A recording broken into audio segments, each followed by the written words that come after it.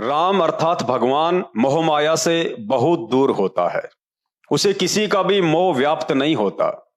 भगवान की भक्ति से तो दुनिया मोह माया का त्याग करके मोक्ष प्राप्त करती है। लेकिन शास्त्र प्रमाण देते हैं कि दशरथ पुत्र श्री रामचंद्र जी स्वयं भयंकर रूप से मोह ममता में जकड़े हुए थे। सीता जी के अपहरण के बाद उनके वियोग में व्याकुल होकर रो रोकर उनका बुरा हाल हो गया था। बच्चों की भांति रोते हुए जंगल में पेड़ों से लिपटकर सीता का पता पूछ रहे थे।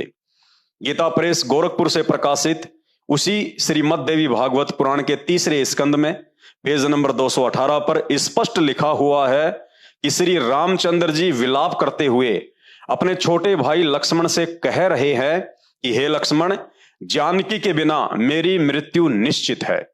जबकि लक्ष्मण उन्हें समझाते हुए कह रहे हैं कि भैया धैर्य धारण करो। जो व्यक्ति आपत्ति और संपत्ति में धैर्य धारण करके एक समान रहते हैं वे ही बुद्धिमान होते हैं। अब आप समझ गए होंगे कि श्री रामचंद्र जी लक्ष्मण जी के इस कथन अनुसार बुद्धिमान पुरुष थे या नहीं। श्री रामचंद्र जी की पत्नी का तो मात्र अपहरण ही हुआ था, जिसे वापस भी लाया जा सकता था। जबकि अपनी पत्नी के मर जाने पर आज समाज में एक सामान्य व्यक्ति भी धैर्य धारण कर लेता है और परिवार के अन्य व्यक्तियों को भी ये कहकर हिम्मत देता है कि परमात्मा की मर्जी के आगे किसकी चलती है।